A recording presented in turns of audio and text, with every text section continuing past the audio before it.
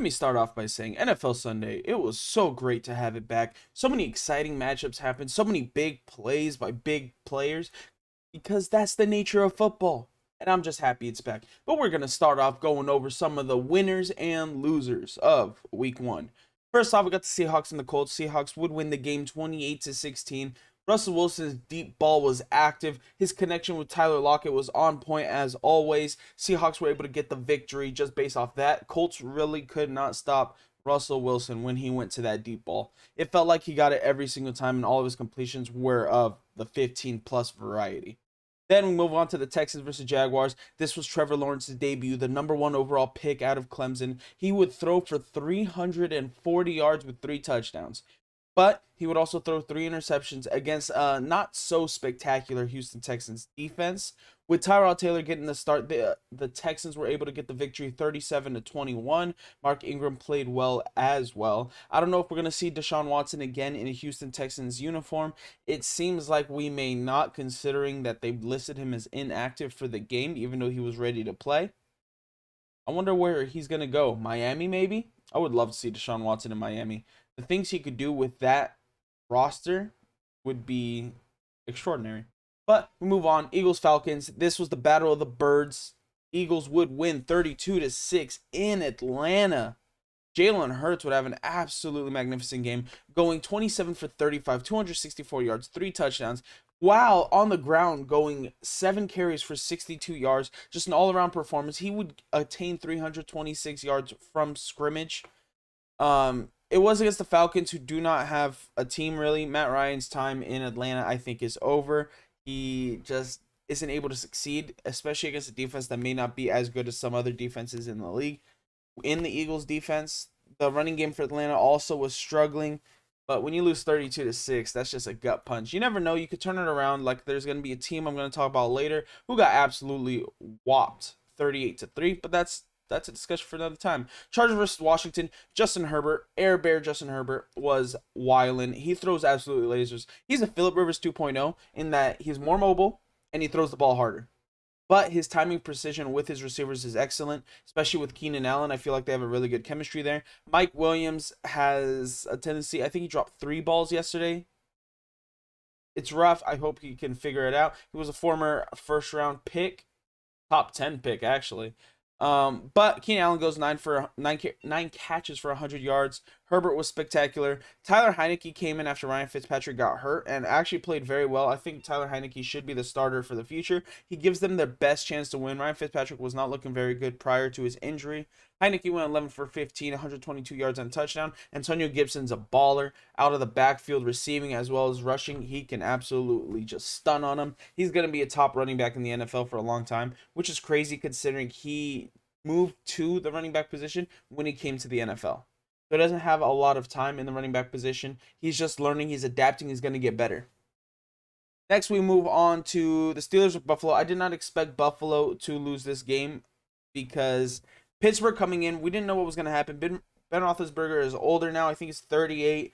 His body's taking so many hits, so much wear and tear. We don't know how he's going to perform. And he didn't play very well. 18 completions for 180 yards and a touchdown isn't a great quarterback game. It's barely good. The only reason it's good is because he didn't lose them the game. But they would win just straight up off their defense. Holding Buffalo Bills offense to 16 points is pretty amazing. Josh Allen would go 30 for 51, 270 yards and a touchdown, with Devin Singletary going 11 carries, 72 yards. Stephon Diggs was held relatively quiet for a man of his caliber. Typically, you expect Stephon Diggs to be in that 100-plus range with even a touchdown just because of his exceptional talent. But it didn't work out on this day. Steelers would win the game 23-16 in Buffalo. That's impressive. Moving on to the 49ers versus Lions. 49ers look very good in the first half. Actually, exceptional in the first half. They were up 31-10 in the first half. But I feel like they as a team just shut it down. After they were up by that big margin, they just completely switched off. The Lions would make a comeback, bringing it back to 41-33 with an opportunity to tie the game in the last seconds with Jared Goff with the ball. It was about 4th and 9. It was an incomplete pass because there was no one open. There's nothing you could do. Lions would end up losing this game 41-33. Jimmy Garoppolo went 17 for 25, 314 yards. Good game by him, no interceptions. Deebo Samuel absolutely balled out, 9 catches for 189 yards and a touchdown. The only knock on him is that fumble in the fourth quarter, very late in the game. That would have ended the game if he held on to that ball. Moving on, we go to Vikings-Bengals. This one went to overtime. Joe Burrow in his return throws for 261 yards, 2 touchdowns. Joe Mixon ran for 127. It was actually a pretty interesting game. The Vikings were able to come back in the fourth quarter to tie it up, send it into overtime, and then they had a devastating fumble right at their own 30 in overtime, which would lead to the Vikings or the Bengals hitting the game-winning field goal. Kirk Cousins threw for 351, 2 touchdowns. He's a baller. I don't know why he's disrespected as much as he has. He gets big numbers. He doesn't win games. I understand that. But you have a defense for a reason. Your defense gave up 27 points to a guy who just came back off a torn ACL. That's not good. Moving on, we got Jets-Panthers. This was the battle of the bad teams. Sam Darnold would get his revenge, throwing for 279 and a touchdown. Christian McCaffrey had 180 yards from scrimmage because he's the top running back in the NFL. He's the guy. He just does everything. Catching, he had 30 touches on the ball today. 30 touches. Zach Wilson also got his debut, threw for 2 touchdowns and interception, had 17 incompletions, 20 for 37. Wasn't the best, but it wasn't the worst. Then you got Cardinals-Titans, another shocking game. I did not expect the Cardinals defense to be able to hold Derrick Henry as well as they did. Derrick Henry had 17 carries and only 58 yards on the day. Though Derrick Henry does get better as the season progresses, to see the Cardinals defense shut down Derrick Henry and the Titans offense as much as they did was impressive. Winning 38-13. Kyler Murray had 4 touchdowns, 1 interception, 11 incompletions. DeAndre Hopkins doing what he does, 6 catches, 83 yards, 2 touchdowns. Christian Kirk, the second receiver for Arizona, also had 2 touchdowns. Chandler Jones. The Jones family is a family of physical specimens. They have John Bones Jones. If you don't know who John Bones Jones is, look him up. He's a UFC fighter, UFC light heavyweight champion. He is virtually undefeated. His only loss came off a disqualification because he used the 12-6 elbow, which is ridiculous. Chandler Jones, a sack leader, a pro bowler, an all-pro in the NFL, had 5 sacks today. 5 in the first game. He is on pace for 85 sacks on the season. I know he's not going to get 85 sacks, but in the first game to get 5 sacks against a very good Titans offensive line, mind you, very good. One of the best in football. Taylor Lewan was coming back off an injury, so they did have to put the backup left tackle, but it's still a very good offensive line. So it was impressive to see him get 5 sacks. And then Arthur Jones, a former defensive end or defensive tackle for the Baltimore Ravens. They all played at the highest level of their sport. Wow. Browns Chiefs, excellent game. Mahomes did what Mahomes does, 337 yards, 3 touchdowns.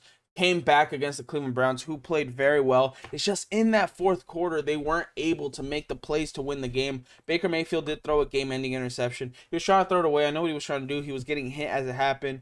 It just it fell down before it went out of bounds, and it got picked off. Tyreek Hill went for 11 catches, almost 200 yards, and a touchdown. Travis Kelce had 2 touchdowns. Chiefs are going to be great as always. Their defense kind of needs to shore up a little bit, considering Nick Chubb had 83 yards. Mayfield threw for 321. I think they're going to be able to do it. Honestly, every time Patrick Mahomes is on the field, they have a great chance of winning the game. Dolphins, Patriots, Tua Tagovailoa went for 202 and a touchdown. This was also Mac Jones' debut, who actually played exceptionally well. 281 and a touchdown, 29 for 39. Damian Harris had 23 carries for 100 yards.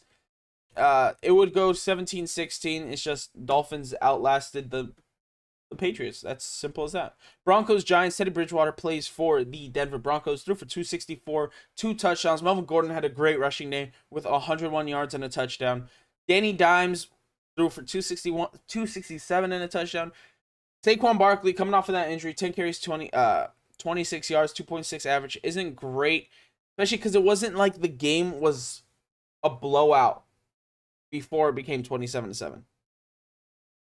The reason I say that is because it was 0-0 at the end of the first, 10-7 at halftime, and then it was 17-7 in the by the end of the third quarter. So there was definitely a great chance to run the ball, especially with your superstar running back. Just didn't. And they weren't effective doing it. They couldn't stay ahead of the chains, and that's what costed them the game. This is the game I want to talk about. Saints-Packers, 38-3. Jameis Winston looked like a Pro Football Hall of Famer. He threw for 5 touchdowns against the Packers defense. Packers defense did not have a single answer to the Saints offense. There was nothing they could do. Aaron Rodgers threw for 133 yards and 2 interceptions. Aaron Rodgers throwing for 2 interceptions is like seeing a unicorn. Aaron Rodgers doesn't throw 2 interceptions in one game. Aaron Rodgers sometimes doesn't throw 2 interceptions in a season. I don't know what contributed to this other devastation by the Green Bay Packers. I tried to figure it out, right? I wasn't able to watch the game. I was at my cousin's birthday party. It is what it is. I was only able to watch one game. It was the Chiefs-Browns because I'm a Chiefs fan. But just looking at it, and also from what people have been telling me, because I mean, I know some Packers fans, like they can't figure it out. It's like, how did this happen? How could this possibly have happened for the Green Bay Packers, a Super Bowl favorite, mind you, go and lose by 35 points in the opener? Of course, it's just one game. There's 16 more games to go. But wow, 38-3. Let's give the Saints their credit. Jameis Winston played. Oh no! I did not mean to hit highlights. Let's give Jameis Winston his credit. Only 6 incompletions, 5 touchdowns. Wow. Alvin Kamara, 20 carries, 83 yards. Tony Jones Jr. is his backup, 11 carries, 50 yards. Their defense was stout. Just prevented the Saints from really doing. Prevented the Packers from really doing anything. Just 38-3. I don't know what to tell. You can't really expand on that. Lastly, you got the Rams versus the Bears. Matthew Stafford in his debut for the LA Rams looked great. 321, 3 touchdowns. Had a great connection with Cooper Kupp. Big plays to Van Jefferson.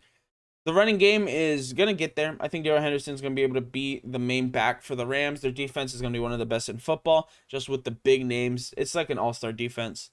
The Bears should have started Justin Fields. Justin Fields, I want to see him play. Dave Montgomery had a good game, 16 carries, 108 yards, but they were down big early, or they were down big by the end of the third, and you can't really run the ball in the fourth if you're down by more than 2 scores. But that is NFL Sunday Week 1. We just went over every single game. Ravens-Raiders play tonight at 5:15 p.m. Check it out. I think it's going to be a big day for the Raiders, especially with all the injuries the Ravens had. And I think the Raiders have a really good offense. It's going to be a lot of points by the Raiders. Can the Ravens keep up? We'll find out.